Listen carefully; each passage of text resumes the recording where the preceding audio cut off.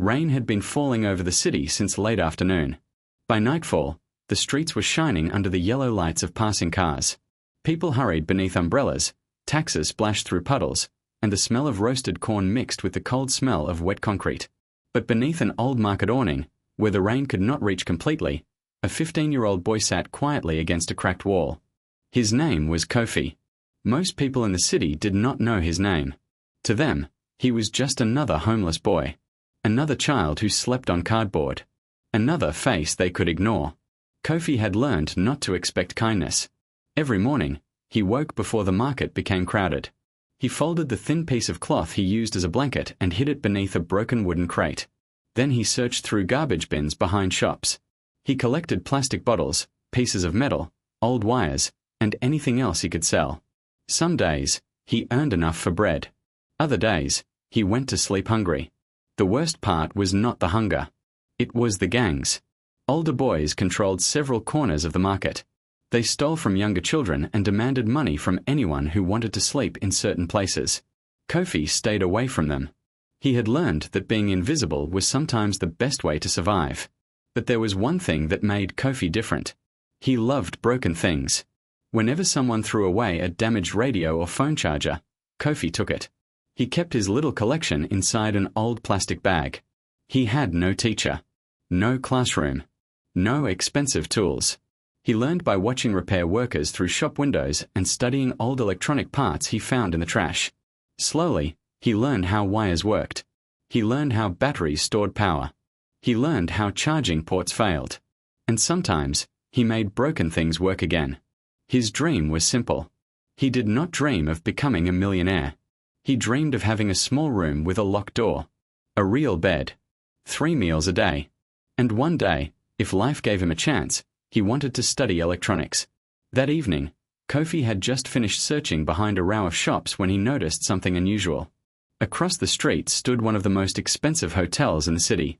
Under its bright entrance lights, a man sat alone on a bench. He was wearing a dark suit that probably cost more than Kofi could imagine. His shoes were polished. His watch was expensive. But his face looked broken. The man kept staring at his phone. His name was Daniel Mensah.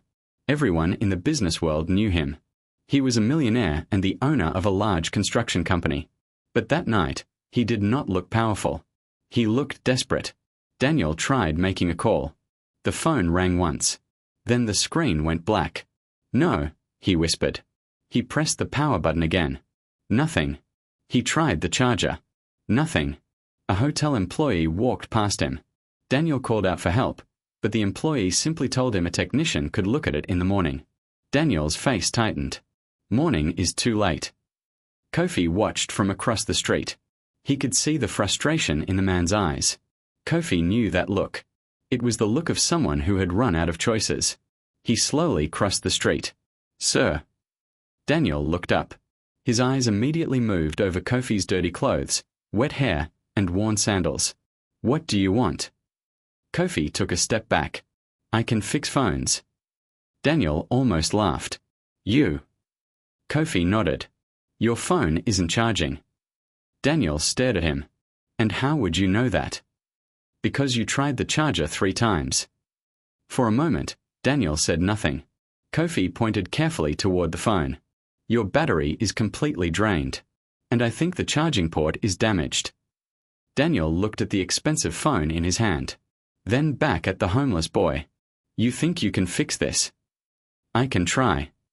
Daniel hesitated. The rain grew heavier. He had already lost precious time. Finally, he handed Kofi the phone. "Be careful." Kofi held it gently.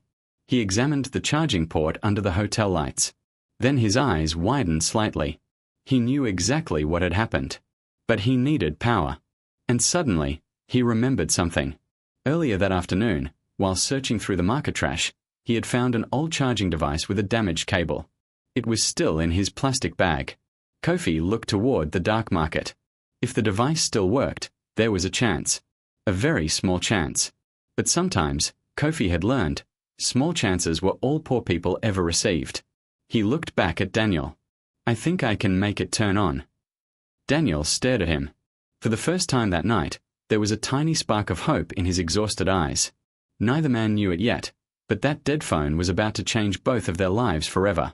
Kofi ran through the rain with Daniel's phone pressed carefully against his chest. "Slow down," Daniel shouted behind him. Kofi stopped beneath a broken shop sign and looked back. "I need to get somewhere dry," he explained. "If more water gets inside, the phone may be finished." Daniel looked at the narrow alley ahead. "You're taking my phone there?" Kofi nodded. "It is the only place I have." Daniel followed him. They walked past closed market stalls until they reached an old wall behind a row of shops. Kofi lifted a piece of cardboard and revealed his small sleeping space. There was an old blanket, a plastic bag filled with wires, several broken chargers, a small screwdriver, and a handful of electronic parts. Daniel stared. "This is where you live?" Kofi lowered his eyes. "Yes, sir." Daniel looked around silently. A few minutes earlier, he had been sitting inside a luxury hotel. Now he was standing in a place where a child had made a home from cardboard and broken electronics. Kofi sat down and carefully placed the expensive phone on a dry piece of cardboard. "I need light." Daniel switched on his phone flashlight. Kofi began examining the charging port. His fingers were steady. Inside, the port had several bent metal contacts. Kofi opened his plastic bag and searched through it. "Please don't break it," Daniel said. Kofi looked up. "I won't." But Daniel could hear the uncertainty in his own voice. This phone was worth more than everything Kofi owned. One wrong move could destroy it forever. Kofi used the tip of his small screwdriver to straighten the damaged contacts. Then he pulled out an old charging cable. The cable looked almost useless. Daniel frowned. "That thing." Kofi nodded. "It still has one good wire." He cut the damaged end carefully. Then he stripped the insulation. Daniel watched every movement. "What exactly are you doing?" "Trying to give the phone just enough power to start." Kofi connected one wire. Nothing happened. He tried again. Still nothing. He changed the connection. A tiny spark appeared. Daniel immediately stepped back. "Stop." Kofi quickly disconnected the wire. "It's okay." "Okay." Daniel stared at him. There was a spark. Kofi gave a small smile. "That means electricity is reaching the phone." Daniel could not believe what he was hearing. Kofi tried again. The first attempt failed. The second failed. On the third attempt, Kofi's hands began to shake. He took a deep breath. He remembered every broken radio he had repaired. Every mistake. Every night he had spent learning without a teacher. Then he connected the final wire. Nothing happened. 5 seconds passed. 10. Daniel looked away. "It isn't working." Kofi didn't answer. Then, the screen suddenly flashed. Daniel froze. The phone vibrated. Once. Twice. Then the screen came alive. Kofi stared at it. Daniel stared harder. "My phone." The battery symbol appeared. 1%. Daniel grabbed the device. "It works." Kofi smiled. "I told you." Daniel looked at him as if he were seeing him for the first time. "How did you learn this?" Kofi shrugged. "I watched people repair things." Before Daniel could ask another question, the phone vibrated again. A message appeared. Daniel's smile disappeared. His face became pale. Kofi noticed immediately. What happened? Daniel read the message again. It was from one of his senior executives. Astérisque astérisque urgent. The bank transfer has been completed. If we cannot stop it before midnight, the company could lose everything. ****. Daniel's breathing became heavy. He looked at the time. There were less than 20 minutes left. "This phone," he whispered. Kofi looked confused. "What?" Daniel quickly opened his banking application.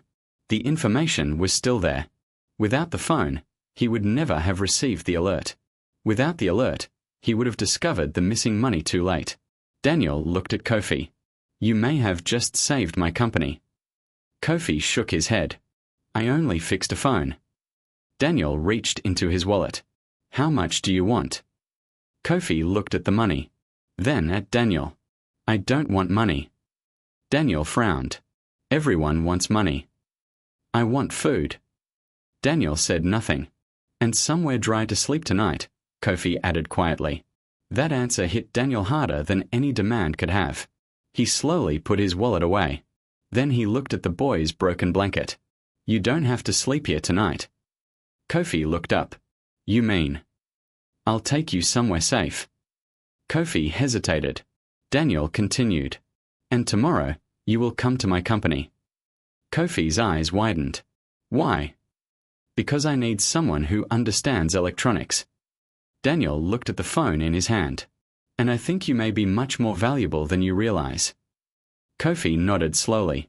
He did not know that the moment he stepped into Daniel Mentz's company, he would enter a world filled with money, secrets, betrayal, and dangerous enemies. For the first time in years, Kofi was no longer invisible. And that was about to change everything. The next morning, Kofi stood in front of Daniel Mentz's company wearing the same old clothes he had worn the night before. He stared up at the glass building. 20 floors. Hundreds of windows. People in expensive suits walking through the entrance. For a moment, Kofi almost turned around. This is where I work, he asked. Daniel nodded. For now. Kofi looked down at his worn sandals. I don't think I belong here. Daniel placed a hand on his shoulder. Neither did I when I started. Kofi looked at him in surprise. Daniel smiled. Come on. Inside, everything felt different. The floors were polished. The lights were bright. Employees carried laptops and coffee cups as they rushed between offices. Then people noticed Kofi. A woman whispered something to her colleague. 2 young employees looked at his clothes and laughed. Is that the new cleaner? One of them asked. Another laughed. Maybe Mr. Mentz is starting a charity program. Kofi heard them. He kept walking. His face became hot, but he refused to look down. Daniel noticed. Don't listen to them, he said quietly. Kofi nodded. I've heard worse. That answer made Daniel stop for a moment. He realized this boy had already survived things most adults could not handle. Daniel took Kofi into the technology department. This is where you'll work. Several employees looked confused.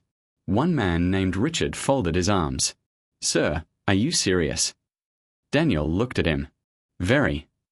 He doesn't even have training. Daniel answered calmly. He has something more important. What? Ability. Richard said nothing. Daniel left. For the next hour, Kofi watched the technicians work. Then a computer suddenly stopped connecting to the company's main network. A technician became frustrated. I've tried everything.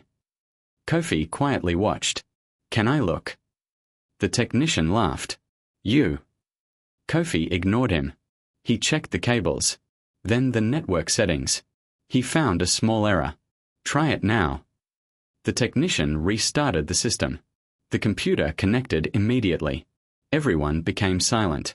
A few minutes later, Kofi repaired a damaged charging station and fixed a printer that had been causing problems for weeks. Daniel watched from his office window. He smiled. The boy was not lucky. He was talented. But while Kofi was proving himself, something much darker was happening inside the company. Daniel's financial director entered his office with a worried expression. Sir, we have a problem. Daniel looked up. What kind? 3 confidential files are missing. Daniel's expression changed. Missing? Yes. Who accessed them? We don't know. Daniel stood. Those files contained sensitive financial information. If they were in the wrong hands, the company could suffer millions in losses. Then another problem appeared. Several large transfers had been made from company accounts. Daniel had not approved them. His hands tightened. Someone is stealing from us. The financial director nodded. And whoever is doing it knows our system. Daniel looked toward the glass wall. Kofi was sitting at a desk, examining an old circuit board. Daniel suddenly remembered the phone. The urgent message. The strange notification. The money transfer. Everything seemed connected. That evening, Daniel called Kofi into his office. Tell me exactly what you saw when you repaired my phone. Kofi thought carefully. There was something strange. What? When the phone turned on, a file appeared for a moment. Daniel leaned forward. What kind of file? I don't know. It disappeared quickly. Did you see the name? Kofi closed his eyes, trying to remember. Something like, transfer. Daniel's heart stopped. Are you sure? Kofi nodded. I remember because I thought it was strange. Daniel opened his laptop. Can you help me find it? Kofi moved closer. They worked together for almost an hour. For the first time, Daniel was not treating Kofi like a homeless child he had rescued. He was treating him like a student. And Kofi was no longer afraid of making mistakes. He asked questions. Daniel answered them. Kofi suggested ideas. Daniel listened. Something unexpected was growing between them. Trust. As the office became quiet, Daniel watched Kofi working under the soft desk light. He suddenly remembered his own childhood. A boy with nothing. A boy who had once dreamed of becoming something. Daniel looked at Kofi and felt a strange emotion in his chest. He had spent years building a company. But somehow, this boy had reminded him what it meant to build a life. Daniel had never had a son. For the first time, he wondered what it would feel like if Kofi became the closest thing to one. But neither of them knew the truth yet. Someone inside the company was watching Kofi. And that person had just realized the homeless boy knew too much. That evening, the office was almost empty. Most employees had gone home, but Kofi was still sitting at his desk, carefully repairing a damaged circuit board. Daniel stood nearby, watching him. You should go home, Daniel said. Kofi stopped. Where? Daniel's expression changed. He had forgotten. Kofi didn't have a home. I mean the place where you're staying, Daniel corrected. Kofi gave a small smile. I understand. Daniel sat beside him. Kofi, can I ask you something? The boy nodded. How did you learn all this? Kofi looked at the circuit board. My mother taught me to never give up. Daniel waited. Kofi was silent for several seconds. Then he began. My mother was sick for a long time. His voice became quieter. We didn't have money for the treatment she needed. Daniel lowered his eyes. She kept telling me she would be fine. Kofi swallowed. But she wasn't. His fingers tightened around the screwdriver. One morning, she couldn't wake up. The room became completely silent. My father had already disappeared. Daniel looked at him. Where did he go? I don't know. Kofi explained that his father had borrowed money from dangerous people after losing his small business. When he could not repay the debt, he vanished. Kofi had been left alone with his mother. After she died, there was nobody to protect him. He was only a child. I slept wherever I could, Kofi continued. Sometimes under the market. Sometimes behind shops. Daniel listened without interrupting. I started collecting broken electronics because people paid me a little money to repair them. Kofi smiled sadly. At first, I only wanted food. And later? Daniel asked. I started saving. Daniel looked surprised. For what? Kofi reached into his pocket and pulled out a tiny old metal box. He opened it. Inside were a few folded bills and coins. School. Daniel stared at the box. You've been saving all this time. Kofi nodded. I want to study electronics. Daniel felt something tighten in his chest. How much do you have? Kofi counted quietly. Not enough. Daniel almost reached for his wallet. But he stopped. He understood that giving Kofi a large amount of money might hurt his pride. Instead, Daniel said, What if you earn it? Kofi looked up. How? I can arrange classes for you. Kofi's eyes widened. But I have no certificate. You don't need one to start learning. And what do you want from me? Daniel smiled. Work hard. Kofi studied his face. He had heard promises from wealthy adults before. Some had offered help and disappeared. Others had treated poor people like objects. You won't change your mind. Daniel shook his head. I won't. Kofi slowly nodded. Then I'll try. Daniel smiled. No, don't try. He placed his hand on the boy's shoulder. Do it. For the first time, Kofi smiled without fear.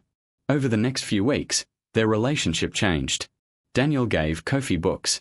Kofi studied them late at night. Daniel showed him how the company's technology systems worked.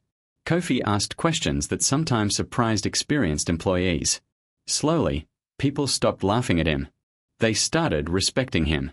And Daniel began sharing stories about his own childhood. He had not been born rich. His first home had been a tiny room with a leaking roof. His mother had worked long hours. His father had struggled to find steady work. Daniel remembered wearing the same shirt for weeks because his family could not afford another. "I thought money would solve everything," Daniel admitted one evening. Kofi looked at him. "Did it?" Daniel smiled sadly. "No." They both laughed. For the first time, Daniel realized how much they had in common. Both had known hunger. Both had lost people they loved. Both had learned to survive. The difference was that Daniel had eventually found an opportunity. Now he wanted Kofi to have one too. But while their bond grew stronger, danger was moving closer. Someone inside the company had discovered the truth. They knew Kofi was the boy who had repaired Daniel's phone. They knew he had seen the strange notification. And they knew he remembered something about the deleted file. To them, Kofi was no longer a homeless child. He was a threat. That night, a man sat inside a parked black car across from Daniel's company. He watched Kofi leave the building. Then he made a phone call. "The boy knows something." A pause followed. Then the man's face became cold. "We need to find out exactly what he knows." Across the street, Kofi walked home without realizing someone was following him. For the first time in his life, he had found someone who believed in him. But that new hope had also made him a target. The next morning, Kofi arrived at Daniel's company early. He carried his small backpack over one shoulder.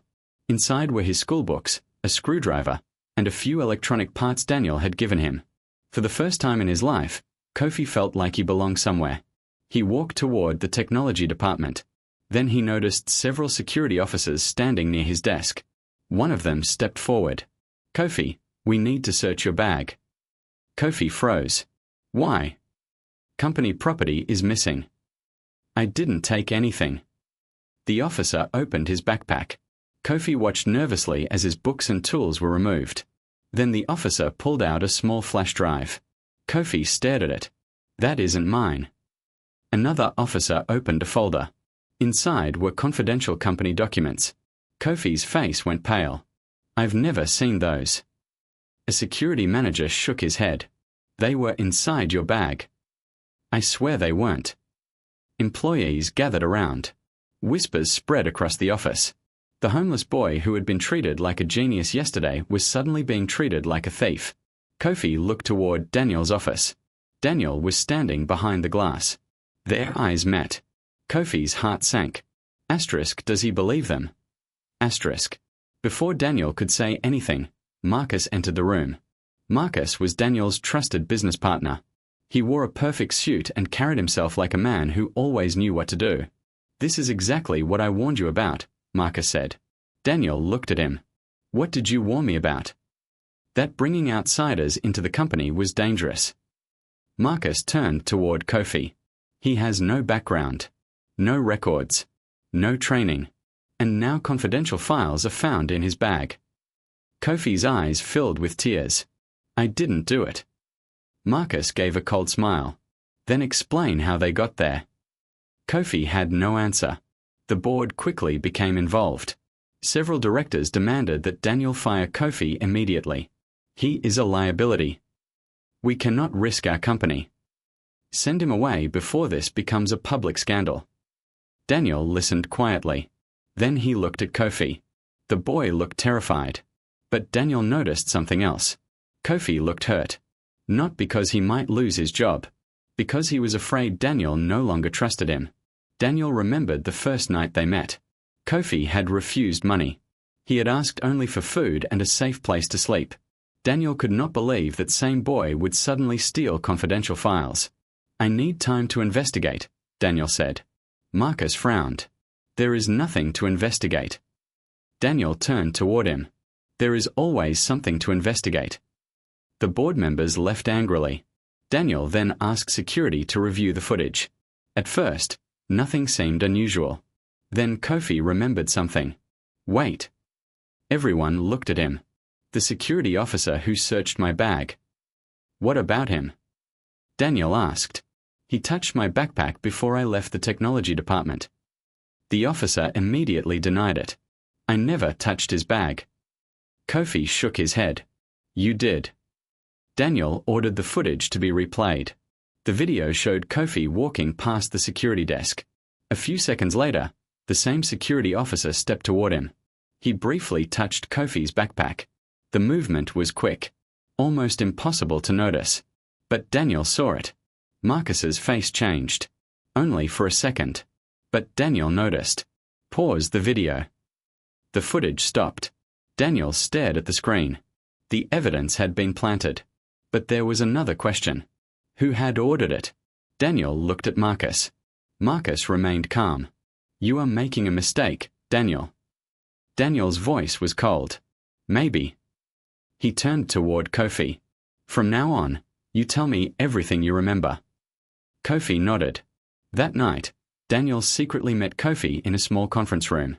We can't trust everyone here, Daniel said. Kofi looked worried. Who can we trust? Daniel looked at him. I don't know yet. He opened the recovered financial records. The money transfers, the missing files, your phone, and this setup are connected. Kofi studied the documents. Then he noticed something. These dates. Daniel leaned closer. What about them? The transfers happened shortly after these files were accessed. Daniel's eyes widened. Kofi continued. Someone knew exactly when the information was available. Daniel slowly understood. This was not random theft. Someone inside the company had planned everything. And that person was close to him. Very close. Across the building, Marcus stood alone in his office. He made a phone call. The boy and Daniel are investigating. A voice answered. Marcus looked through the glass wall toward Daniel's office. Then we move faster. He ended the call. On his desk lay a file containing Daniel's financial records. Marcus opened it. His final plan was already prepared. Soon, Daniel would lose his company. And Kofi would lose the one person he had finally learned to trust. But Marcus had made one mistake. He had underestimated the homeless boy. By Friday evening, Daniel's entire world was collapsing. The company's main accounts had been frozen. Investors were calling every few minutes. Banks were demanding answers. News channels were reporting that Daniel Mensah had been involved in a massive financial scandal. His picture appeared on television screens across the city. Asterisk asterisk millionaire businessman accused of financial fraud. Asterisk asterisk. Daniel stood in his office, staring at the screen. I didn't do this, he whispered. But the public had already made its judgment. Inside the building, employees packed their belongings. Some were afraid they would lose their jobs. Others were already looking for new ones. The board demanded that Daniel step down. His reputation, built over 20 years, was disappearing in a single night. Then Kofi remembered something. He was sitting in the technology room, looking at the phone that had started everything. He opened the storage settings. Something strange appeared. A hidden folder. Kofi's heart began beating faster. He opened it. Inside were fragments of deleted files. Financial records. Transfer instructions. Names. Dates. And messages. Kofi stared at the screen. This is it. The files could prove Daniel had been framed. But the evidence was incomplete. Kofi quickly copied the information onto a small storage device. Then he heard footsteps. He looked toward the door. Marcus stood outside. Their eyes met. Marcus's face became cold. What are you doing? Kofi closed the folder. Nothing. Marcus stepped inside. Give me the phone. Kofi shook his head. I can't.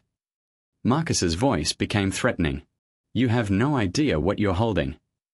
Kofi backed away. That was enough. He ran. He pushed through the hallway and raced toward the emergency stairs. Marcus shouted after him. Stop! Kofi ran faster. He reached the ground floor and rushed through the back entrance. Outside, the city was crowded. Cars filled the streets. Street vendors shouted. People moved in every direction. Kofi disappeared into the crowd. Two men followed him. Kofi knew these streets better than anyone. He slipped through a narrow market lane, turned left, jumped over a small drainage channel, then hid behind a row of vegetable stalls. The men passed without seeing him. Kofi held his breath. His hands were shaking. He looked at the storage device in his palm. This tiny object could save Daniel, but it could also put Kofi's life in danger. Meanwhile, Daniel was sitting alone in his office. His phone kept ringing. Board members, lawyers, bank managers, reporters. Everyone wanted something from him. Then his assistant entered.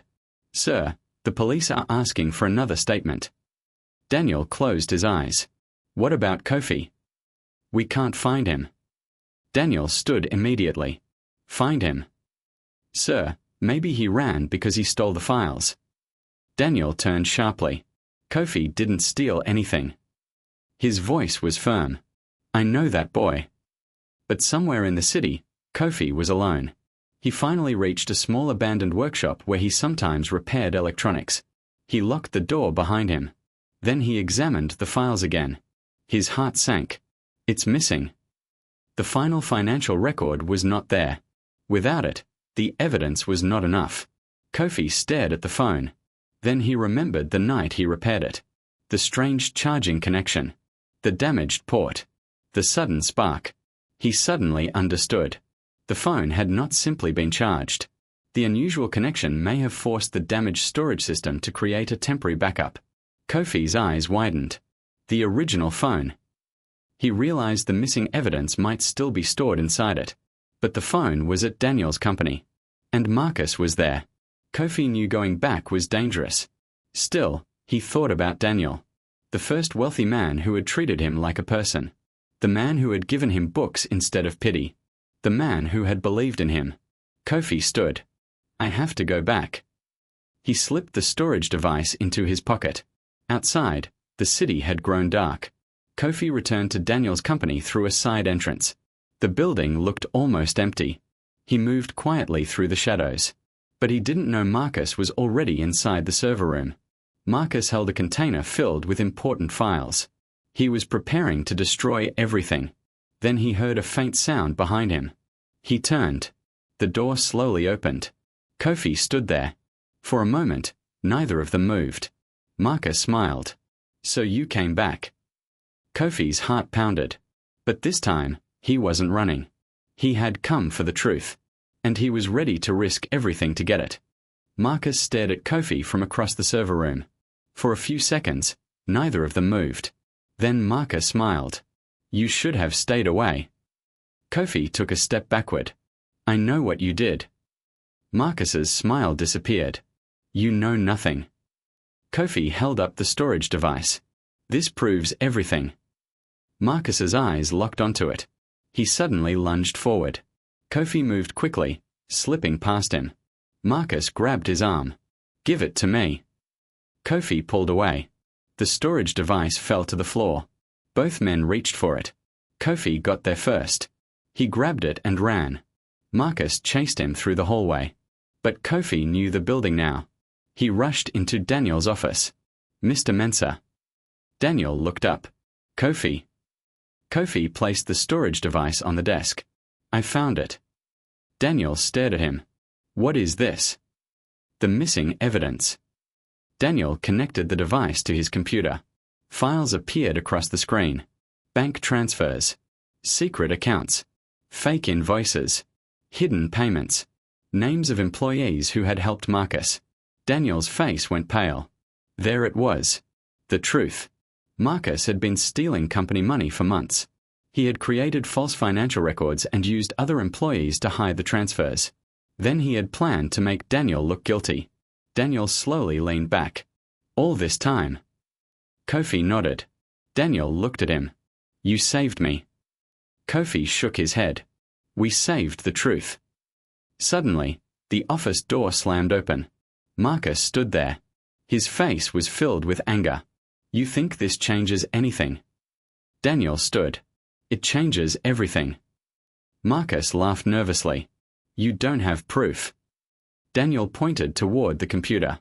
"We have everything." Marcus's eyes moved toward the screen. For the first time, fear appeared on his face. He turned and ran. Security officers chased him down the hallway. Marcus reached the emergency exit, but Daniel had already called the authorities. Within minutes, officers arrived. Marcus was stopped before he could leave the building. He tried to destroy the evidence, but it was too late. Copies had already been sent to Daniel's lawyers and the authorities. The entire scheme was exposed. The employees who helped Marcus were questioned. The stolen money was traced. News channels that had once called Daniel a criminal now reported a different story. *** Millionaire businessman cleared as major corporate fraud scheme is exposed. ***. Daniel's reputation slowly began to recover. Investors returned. The company's accounts were restored. Employees returned to work. The crisis was over. But Daniel did not celebrate. That evening, he stood alone near the office window. Kofi walked in. "You okay?" Daniel looked at him. "Yes." Then he paused. "No." Kofi waited. Daniel looked down at the city. "For years, I thought success meant having more." He pointed toward the streets below. "More money. More buildings. More power." Kofi listened quietly. Daniel continued. "I used to drive past people like you every day." His voice became heavy. "I saw homeless children and looked away." Kofi lowered his eyes. "I don't blame you." "But I blame myself," Daniel said. He turned toward Kofi. "You showed me something." "What?" "That a person's value has nothing to do with what they own." Kofi smiled faintly. Daniel walked over and placed a hand on his shoulder. "The company survived because of you." Kofi shook his head. "I only fixed a dead phone."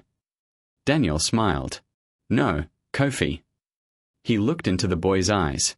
"You brought something back to life that money couldn't buy." "What?" "Trust." Kofi smiled. Outside, the city lights began shining through the darkness. Daniel knew his company had survived. But he also knew his life had changed. The homeless boy nobody noticed had become the person who reminded a millionaire what true success really meant. 3 days after Marcus was arrested, Daniel called Kofi into his office. Kofi walked in nervously. Daniel was standing beside his desk. "Kofi, sit down." Kofi Saturday. Daniel placed a large envelope on the table. "This is for you." Kofi looked at it. "What is it?" "Your reward." Kofi slowly opened the envelope. His eyes widened. There was more money inside than he had ever seen in his life. For a moment, he said nothing. Then he pushed the envelope back. Daniel frowned. "Why?" "I can't take this." "You saved my company." "I know." "You risked your life." "I know." "Then you deserve it." Kofi shook his head. "I don't want people to think I became important because you felt sorry for me." Daniel stared at him. That answer touched something deep inside him. "What do you want, then?" Kofi took a slow breath. "I want school." Daniel nodded. "You can have that." Kofi continued. "And a safe place to live." Daniel smiled. "Done." Kofi looked down. "But not just for me." Daniel's smile faded. "What do you mean?" "There are other children like me." Kofi looked toward the window. "They sleep under bridges. They search through garbage. Some haven't been inside a classroom for years." His voice became emotional. "If you really want to help me, help them too." Daniel stared at him. The millionaire who could buy almost anything suddenly had no words. Kofi was not asking for a bigger house. He was not asking for a luxury car. He was asking for a chance for children nobody noticed. Daniel walked around his desk. "You know something." Kofi looked up. "I think you just gave me a better idea than any business plan I've ever seen." Within months, Daniel created the ** Mensa Hope Foundation ***. Its purpose was simple. Provide safe housing. Give children access to education. Teach technology and practical skills. And help them build independent futures. Kofi became its first student. He received a proper school uniform, a real backpack, new books, and, for the first time, a desk that belonged to him. But Daniel did not stop there. He gave Kofi a small electronics workshop. Inside were proper tools, repair equipment, computers, and shelves filled with parts. Kofi stood in the doorway, speechless. "All this is mine." Daniel smiled. For learning. Kofi carefully picked up a new screwdriver. His eyes filled with tears. I've never owned anything like this. Daniel placed a hand on his shoulder. Then take care of it. I will.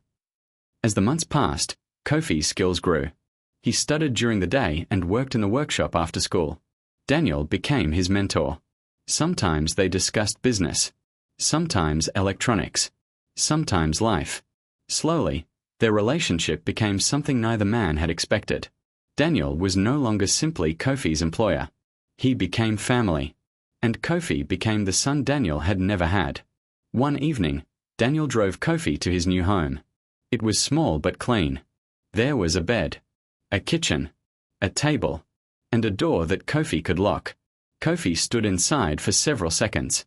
Then he whispered, I can sleep here. Daniel smiled. Every night. Kofi touched the bed. Tears rolled down his cheeks. The boy who once slept beneath a market awning finally had a home. And for the first time, his dream did not feel impossible.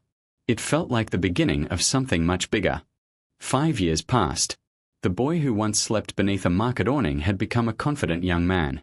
Kofi was now studying technology and working with engineers at the Mensa Hope Foundation. He had grown taller. His clothes were clean. His hands were still often covered with small marks from repairing machines. But the biggest change was inside him.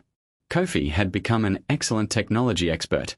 He was especially interested in creating simple devices that poor families could afford. One of his projects was a low-cost charging system that could work even in communities where electricity was unreliable. The idea came from his own past. Kofi knew what it felt like to have a dead phone and no way to charge it.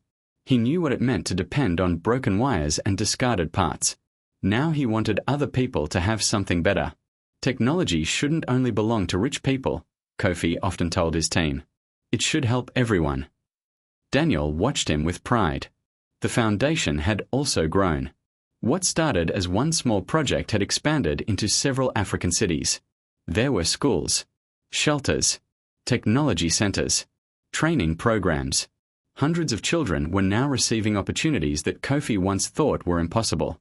One evening, Kofi and Daniel stood outside the foundation's first technology center. The sun was setting behind the city. Daniel looked at Kofi. Do you ever think about that night? Kofi smiled. The phone. Daniel laughed. The dead phone. Kofi nodded. Sometimes. Daniel looked toward the busy street. I thought you only fixed my phone that night. Kofi smiled. I did. No, Daniel said. You fixed something else. Kofi looked confused. What? Daniel turned toward him. Me. Kofi became quiet. Daniel continued. Before I met you, I thought people were divided by money. He looked at the children entering the center. I thought if someone was poor, there was probably nothing I could learn from them. Kofi lowered his eyes. But you changed that. Daniel smiled. You restored my faith in people. Kofi felt tears building in his eyes. I only wanted food that night. And you gave me something much more valuable. They stood silently for a moment. Then Kofi heard a group of children calling his name. Teacher Kofi. He turned. Several homeless and vulnerable children were waiting for him inside the workshop. Kofi walked over to them. One little boy held a broken charger. Can you teach me? Kofi smiled. Of course. He sat beside the child and opened the charger carefully. Everything has a way of being fixed. The boy watched closely. Kofi looked around at the children. Many had lived through things no child should experience. But he did not see helpless children. He saw future engineers, teachers, doctors, builders, dreamers. He picked up a small wire. Listen to me, Kofi said. Being poor does not mean you have no future. The children listened. Your circumstances can change. He smiled. But you have to believe that you can change with them. Daniel watched from the doorway. He remembered the frightened boy who had once stood outside a luxury hotel in the rain. That boy had owned almost nothing, except courage. And now, years later, that same courage was changing hundreds of lives. A dead phone had brought Kofi and Daniel together. But kindness had turned a single unexpected meeting into something much bigger. It had created a friendship, a family, and a future for children who once believed they had none. Years had passed since the rainy night that changed everything. But Kofi had never forgotten where he came from. One Saturday morning, he returned to the same market where he had once slept beneath a broken awning. The streets looked almost the same. The old shops were still there. The food sellers still called out to customers. Cars still rushed past. But Kofi was no longer the frightened boy who had once searched through garbage for food. He stepped out of a black foundation vehicle and looked around quietly. Then he saw them. 3 children were sitting near the same wall where he used to sleep. One boy was holding an empty plastic bottle. A little girl was trying to cover herself with a torn piece of cloth. Another child was searching through a garbage bin. Kofi stopped walking. For a moment, he could almost see himself sitting there. Hungry, cold, invisible. His chest tightened. He walked toward them. The children looked at him with suspicion. One of them stood up. "Are you going to chase us away?" Kofi shook his head. "No." The little girl looked confused. "Then why are you here?" Kofi smiled. "Because I used to sleep here." The children stared at him. "You?" Kofi nodded. "Just like you." He sat beside them on the pavement. A few minutes later, volunteers from the foundation arrived with food, clean clothes, books, and school supplies. But Kofi had brought something even more important. A plan. He did not want to give the children food for one day and leave them hungry again tomorrow. He wanted to give them a future. "We have a place where you can sleep," Kofi explained. "You can go to school. You can learn technology. You can learn a skill. And one day, you can teach someone else." The children listened quietly. One little boy looked at Kofi. "Why would you do this for us?" Kofi smiled. "Because someone once did something similar for me." Across the street, Daniel stood watching. He had followed Kofi without telling him. He saw the way the children looked at Kofi. They trusted him. Not because he was rich. Not because he had expensive clothes. They trusted him because he understood their pain. Daniel smiled. He remembered the first night he met Kofi. A homeless boy had approached him in the rain. Daniel had almost ignored him. Now that same boy was changing the lives of children across the city. Daniel walked over. Kofi looked up. "You came." Daniel nodded. "I wanted to see this." Kofi looked at the children. "I don't think I could have done this without you." Daniel shook his head. "You would have found a way." Kofi smiled. For years, people had told him he was lucky. Lucky to meet Daniel. Lucky to escape poverty. Lucky to become successful. But Kofi knew the truth. The greatest change in his life had not been money. It had been one person believing in him when nobody else did. Daniel had given him an opportunity. Kofi had turned that opportunity into a purpose. Later that afternoon, Kofi sat beside a young boy who had brought him a broken charger. "Can you fix it?" the boy asked. Kofi smiled. "Maybe." He opened the charger carefully. "First, you need to understand why it stopped working." The boy leaned closer. Daniel watched them quietly. Kofi looked at the child and remembered himself years earlier. A boy with dirty clothes. A broken charger. And a dream that seemed impossible. Kofi placed the small tool into the boy's hand. "Your turn." The child looked nervous. "I might break it." Kofi smiled. "That's how you learn."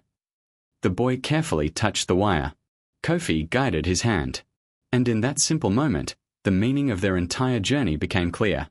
The boy who once charged a millionaire's dead phone had learned how to charge something far more important. Hope. He had learned that poverty could describe where someone started, but it did not have to decide where they ended. And Daniel had learned that true wealth was not measured by bank accounts, buildings, or power. It was measured by the lives you changed when you had the chance. Sometimes, the person who has the least can give the most. And sometimes, one small act of kindness is enough to completely change 2 lives. Kofi had repaired a dead phone. But that night, without knowing it, he had also repaired a broken heart. And together, he and Daniel spent the rest of their lives helping others find the light they once thought they had lost.